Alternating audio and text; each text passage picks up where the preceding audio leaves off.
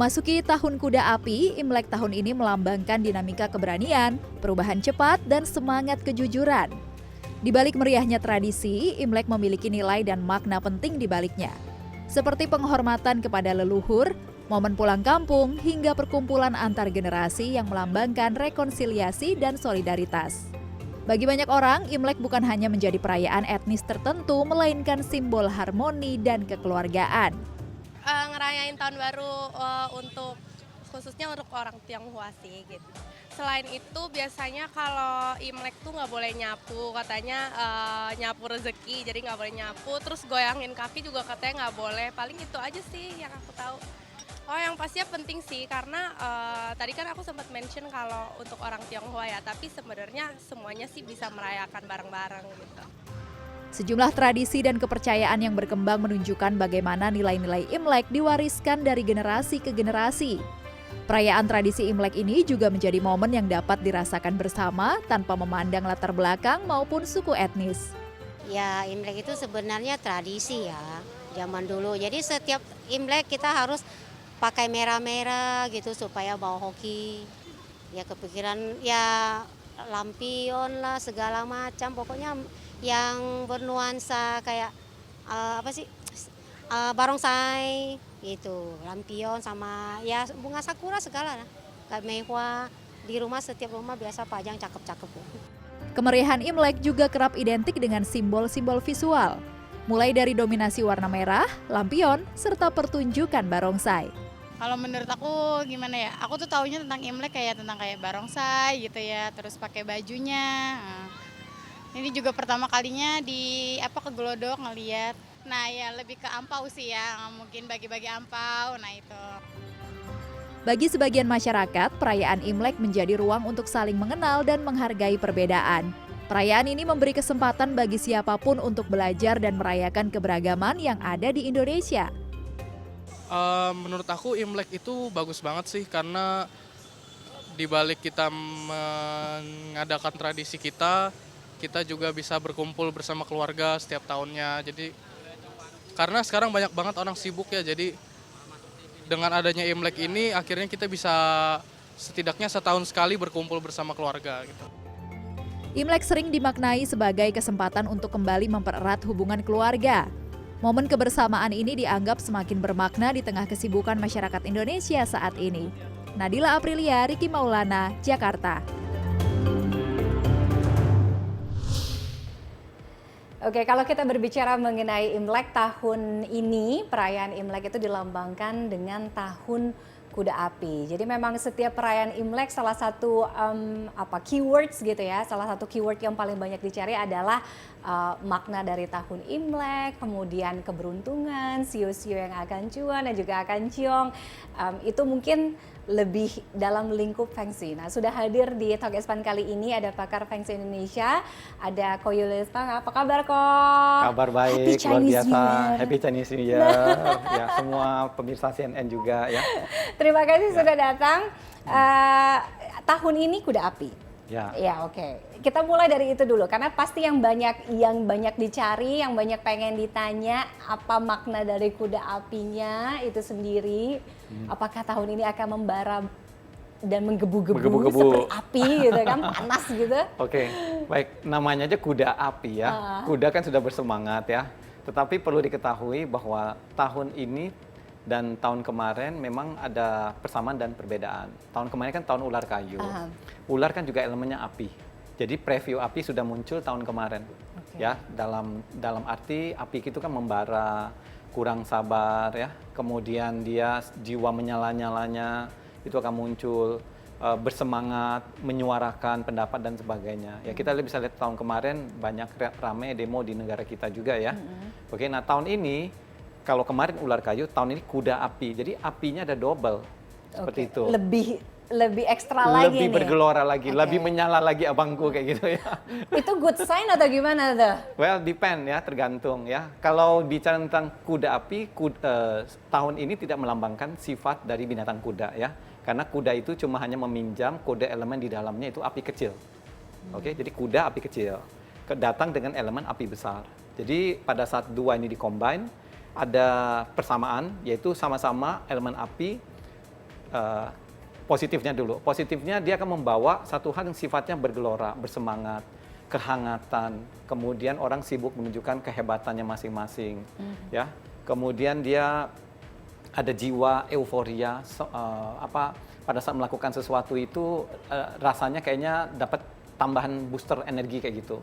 Ada jiwa-jiwa kompetitif juga. Ya, tentu api ketemu api pasti akan jiwa kompetisi kayak gitu ya. Nah, kemudian perbedaan yang persamaan yang positif ya. Nah, persamaan yang negatif dari sama-sama elemen api ini adalah keduanya tidak sabar. Oke, jadi kurang sabar, kemudian mereka maunya cepat, agresif seperti itu kan ya. Kemudian api ini juga ada berhubungan dengan emosi, rasa temperamental yang tidak terkendali, dan kalau tidak bisa dikendalikan akan berbuah kepada konflik seperti itu. Selain dengan sensitivitas itu tadi, transisi dari ular kayu ke kuda api, perubahan yang paling akan kerasa tuh apa? Oke, perubahannya adalah gini. Kalau tahun kemarin kayunya lebih membuat orang ada networking, ada membuat orang itu lebih bisa bersilaturahmi, masih bisa belajar mengalah lah. Oke, artinya meskipun ada ruang terbuka, ruang untuk diskusi, ya. Nah, tahun kuda api beda. Tahun kuda api itu melambangkan kepala, seperti itu dalam tubuh manusia. Air ada di bawah, api ada di atas. Jadi kepala manusia itu yang akan lebih dominan. Pada saat kepala dominan, biasanya orang itu akan suka boiling, suka mendidih, kayak gitu loh. Jadi dengan demikian emosi kita itu akan mudah meledak, ketidaksabaran akan makin memuncak seperti itu. Tetapi kalau ditanya apakah kita bisa tetap mencapai keselarasan keharmonisan tahun ini? Ya, kuncinya adalah pengendalian diri yang baik, kemudian melangkah dengan perlahan tapi pasti. Ya, kenapa? Karena tren tahun ini kita akan lihat bahwa banyak orang yang akan FOMO, fear of missing out. Kemarinnya sebelum-sebelumnya udah banyak, apalagi tahun ini. Iya, betul. Jadi semua orang maunya ya mau hype, mau viral kayak gitu kan, FOMO. Kemudian kedua, something will easy come and easy go. Jadi kayak seperti berita akan cepat datang cepat pergi, satu tren bisnis akan cepat datang cepat pergi seperti itu. Begitu juga dengan fame dong kalau kayak gitu. That's right, ya seperti itu. Jadi demikian harus menyikapi tahun ini dengan karena tahun transformasi ya. Tahun transformasi ini kalau seperti kita nonton film ini lagi di puncak klimaksnya seperti itu. Jadi expect tahun ini pasti ada tahun perubahan seperti itu. Jadi bukan kalau di tahun kemarin ini ada preview mau menuju ke klimaks, nah tahun ini ada klimaksnya seperti itu. Perubahan apa yang paling akan punya signifikan? Oke, tahun ini kalau ditanya perubahan signifikan adalah pasti teknologi. Karena kita juga berada di periode 9. Periode 9 menurut perhitungan kami, ya menurut riset kami dari 2016 ke 2043, selama 27 tahun, energi api akan menggelora, akan hebat. Dan pada saat kita bisa tapping atau kita bisa mengambil energi api ini untuk kepentingan kita, contoh untuk bisnis, untuk kegiatan-kegiatan kita yang selaras dengan energi harmonis api ini, maka kita akan mendapatkan opportunity yang baik atau cuan yang bagus kayak gitu. Ini yang paling banyak ditanya juga kan, setiap pergantian Imlek gitu ya. Sio-sio yang pastinya akan lebih cuan atau ciong gitu ya di tahun ini. Oke. Kalau sio yang paling cuan, aku lihat contekan dulu ya. Banyak soalnya kayaknya. Ya, mumpung masih fresh. Mumpung masih fresh. Oke, nah sio yang beruntung di tahun ini ada sio kambing, sio anjing, kemudian sio naga, sio kuda, dan sio kelinci. Oke, jadi 5 sio ini, kambing, anjing, naga, kuda, dan kelinci, di tahun ini akan mudah menemukan Catat ya. Banyak dibantu orang, banyak dipuja orang, disukai orang. Ya, kita sebut mudah populer lah. Oke, jadi bagaimana kita memanfaatkan momentum ini, yang kita harus lakukan adalah kita harus keluar dari zona nyaman, banyak bergaul, perbanyak network kita, kemudian karena banyak dewa penolong, berarti kita akan banyak didukung oleh orang di sekitar kita. Jadi pas kita lagi naik, jangan lupa diri untuk lebih humble, membantu orang yang sulit seperti itu. Ini sio yang beruntung. Nah, sio yang mendapatkan tantangan di tahun ini, ya jeng-jeng, ya, yaitu sio tikus, kemudian sio kerbau, ayam, kemudian kelinci dan kuda. Ya, jadi tikus, kerbau, ayam, kelinci dan kuda ini adalah sio yang mendapatkan ujian kenaikan kelas. Ciong atau kelas ini berarti adalah pada saat kita diuji, kenaikan kelas ini, level up ini akan terbuka buat kita. Kita harus keluar dari zona nyaman, be flexible. Kuncinya adalah harus fleksibel, mengantisipasi perubahan. Kemudian kalau ada yang tantangan, kalau tantangan ini terlalu sulit, lebih bagus kita cari zona nyaman, seperti itu. Zona nyaman itu apa? Hindari konflik sebisa mungkin. Nah, sio kelinci dan kuda, meskipun sio yang beruntung, tetapi juga ada ujian naik kelas di sana. Meaning, pada saat diuji itu ada dewa penolong yang datang membantu sehingga tetap keberuntungan akan mudah diraih, seperti itu. Ya, jadi ini sio yang kategorinya dapat ujian naik kelas itu ciong. Menarik kalau kita ngomongin Feng Shui gitu kan, banyak orang yang berpikir bahwa Feng Shui ini sama dengan ramalan atau ini astrologi gitu. Ya. Itu sebenarnya gimana sih kok? Itu dua hal yang berbeda, Tiffany. Oke. Kalau bicara tentang Feng Shui itu gampangnya gini. Feng Shui itu menganalisis peruntungan atau hoki satu bangunan atau satu wilayah, satu daerah di mana orang tersebut banyak menghabiskan waktu di sana. Oke. Jadi Feng Shui is all about places. Tentang tempatnya. Karena energi satu tempat itu lebih besar daripada energi manusia dan hoki manusia akan dipengaruhi sono. Contoh simpelnya, pada saat kita berada di kutub utara, apa yang kita rasakan? Dingin.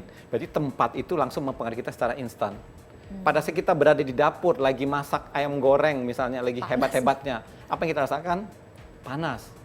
Oke, jadi satu tempat itu langsung mempengaruhi energi kita di sana. Jadi kita mempelajari pengaruh energi itu terhadap kita. Kelihatannya halus, tetapi kadang sangat membahayakan. Contohnya baru pindah rumah, tiba-tiba terjadi masalah rumit yang tiba-tiba contohnya bisa suami istri sebelumnya akur, begitu pindah rumah langsung berantem, bla bla bla kayak gitu kan. Nah, ini adalah Feng Shui. Jadi Feng Shui itu mempelajari bagaimana hoki satu di wilayah, daerah, kemudian mempelajari hoki bangunannya, bagaimana tren-trennya, energi itu, ini adalah Feng Shui. Nah, yang kedua adalah astrologi. Nah, astrologi ini kalau astrologi Tionghoa, ya itu yang terkenal adalah Pak Ce. Yang kedua adalah Ce Wei. Ini yang dua tools ini sering dipakai, Pak Ce dan Ce Wei. Cuman kalau bicara tentang 12 sio, banyak orang yang menggunakan astrologi Pak Ce untuk mendefinisikan tahun ini apakah dikasih kelancaran atau ujian naik kelas atau kesempatan-kesempatan yang datang kayak gitu. Nah, astrologi ini lebih ditujukan kepada peruntungan personal individunya. Jadi kembali lagi, ciong tidak harus ditakuti. Dan kemudian siang beruntung juga berarti bukan hore-hore aja duduk diam, tengkurap di rumah kemudian tiba-tiba dia udah duit. Iya, nggak mungkin juga. Ya? Harus ada usaha kayak gitu. Oke. Bagaimana kita memaknai karakter kuda api? Boleh bersemangat, boleh menggebu-gebu, tapi tetap harus berhati-hati. Jangan dengan semangat ini akhirnya jadi membakar merajalela kemana-mana, merugikan banyak ya. Oke. Jadi tahun ini slow and steady will win the race. Slow and steady will win the race. Jadi mereka yang melangkah mantap, ya, akan bisa berjalan lebih jauh. Sama seperti kuda yang berpacu ya. Terima kasih Ko Yuli sudah hadir di Talk is Fun kali ini. Happy Chinese New Year, selamat Imlek. Mudah-mudahan semakin membawa kebahagiaan dan juga keberkahan untuk kita semua ya. Semoga di tahun kuda api semua pemirsa CNN semakin sehat, sukses, makmur dan sejahtera. Makin cuan, amin. Amin, CNN makin cuan. Terima kasih Ko Julius sekali lagi. Thank you. Dan usai jeda kita masih akan kembali di Talk is Fun, masih mengenai perayaan Imlek tentunya. Jangan kemana-mana, tetaplah bersama kami. Tadi aja Kung Sifat Cai, itu aja saya juga baru tahu, oh itu ternyata artinya bukan Happy New Year gitu loh. Iya, jadi makin digali makin kayak, gitu tuh. Terus kenapa ya kok hope you get rich? Kenapa kayak semoga kamu tambah makmur gitu? Oh ya ada lagi ya, mungkin karena dari zaman dulunya kan mikirnya lebih orientednya lebih ke uang gitu.